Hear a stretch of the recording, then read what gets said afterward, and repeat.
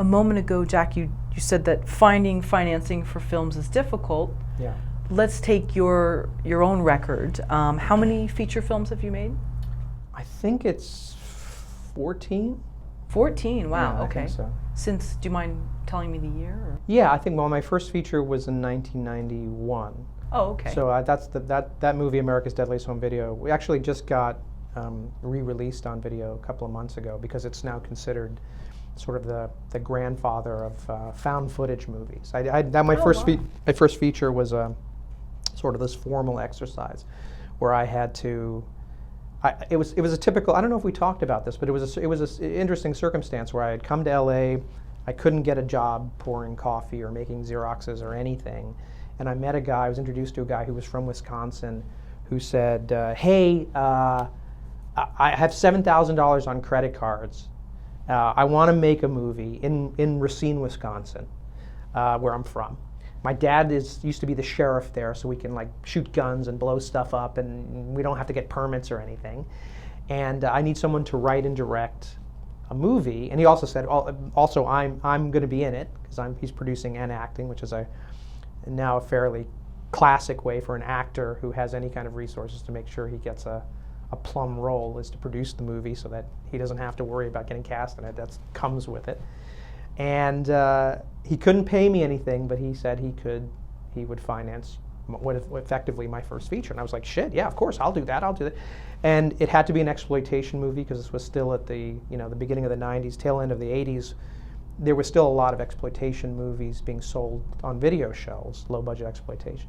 So it had to have sex, it had to have violence, it had to have a certain body count, all those things that are fairly standard for that. But I could write any story I wanted. And the only caveat was that it had to be shot on video. There was not enough money to shoot it on film. It had to be shot on, and at that time, it was 30 frames per second video. There wasn't any 24p, nothing. It was ugly. And I had just come from my NYU film school days making this lush, black and white, rich, Gothic eraser, it was like this, the image was everything, and now I got to shoot my first feature on video. So I wrestled with it. I was saying, I'm really unhappy with this. This is going to look like a porn, or it's not going to look like good at all. And so I came upon this idea of what if I made the look of the video an inherent part of the story. And so I came up with this idea of a home video enthusiast. And this was the time when the camcorder and America's Funniest Home Videos and all that was just coming into bloom. What about a camcorder enthusiast who accidentally shoots a crime in progress, and the gang that's committing the crime drafts him into their gang and forces him to document their crime spree? And every shot, every edit would be dictated when the camera was on, or when it was off, or when the battery died, or if the camera dropped. All the sort of tenets of found footage grammar, which you see in everything. I wasn't inventing it because there had been a couple of different filmmakers who had tried it, but I was trying to make an exploitation movie in a way that justified its look. And it turned out to be one of a few of the first ones in that genre. So anyway, it's a long digression, but that film, America's Deadliest Home Video, which is a play on, obviously, the show, right, was my first feature. And that starred Danny Bonaducci from the old Partridge Family. He was the first, radio host. And a radio host, too, yeah. So he plays the home video enthusiast who gets abducted. Oh, that's perfect. Yeah, and Melora Walters, who showed up in Paul Thomas Anderson's movies, Magnolia and Boogie Nights. She had been in my NYU thesis film, so I drafted her, but this was before she was doing those films, obviously, and and it was like a classic first feature. It was made for a few $1,000s on credit cards and so forth. But then it sort of got lost for years, and when the Blair Witch Project came out and everyone was like, this is brand new and exciting, I was kind of like, 10 years ago, I actually did something like this. And now it's been 25 years, so it's resurfaced. And Camp Motion Pictures, which is a DVD label, just re-released it. So it's cool. It was exciting to have the film sort of rediscovered.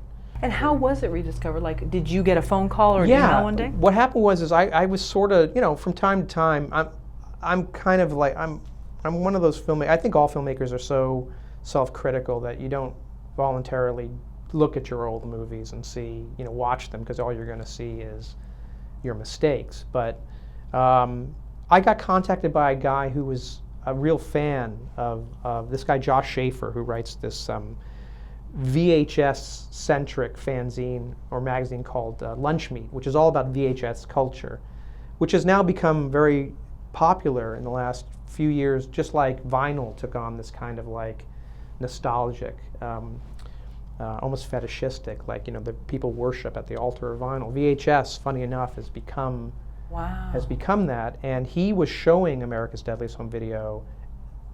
He didn't really get any permission, but he was screening it at different sort of small movie theaters and stuff. And I got wind of this, and I said, why is my movie screening in New York at this weird underground club? So I contacted him, and he said, oh, I'm an enormous fan, and I think this movie needs to be seen. And he ended up becoming a champion, or the champion, in getting it distributed. And he put us in contact, or he contacted the distributor, and after a few years, this finally came out. So it was very cool. It was cool because I was understandably, or maybe not understandably, not bitter, but just upset that the timing was wrong for that. In other words, when the movie came out in '91, it was a novelty and I got some attention, but it wasn't like, it didn't do with that magical thing that all filmmakers want. They want their first feature to be Sex, Lies, and Videotape or Reservoir Dogs. All of a sudden it opens up these gold gates open and you step in and you don't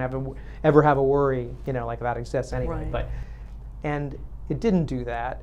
But then the Blair Witch Project was, 10 years later, was touted for its innovative, design and this first person sort of through the camera point of view thing.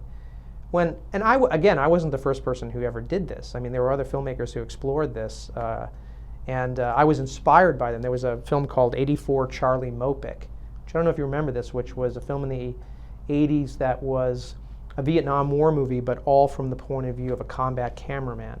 Oh, wow. It was fascinating, and it was a low-budget independent movie, and it was, I believe the filmmaker had been a combat cameraman, or he was in the war, and it was all about taking on this particular point of view of the war from the point of view of a combat cameraman. So it had this very documentary quality to it, and that's how it was staged, and shot. And so that was an influence, and also first-person POV movies, going all the way back to there was a movie, The Lady in the Lake, which Robert Montgomery made in 1947, which is an adaptation of the Raymond Chandler book, is entirely, the whole movie is entirely from the point of view of Philip Marlowe. Every shot is your, in fact, that's how they marketed it. It was like, you will solve the crime, you will kiss the girl. So everything was shot from this very subjective. So those things influenced me, and I was able to kind of rearrange that into a crime thriller. But anyway, it's been cool to see it kind of come out.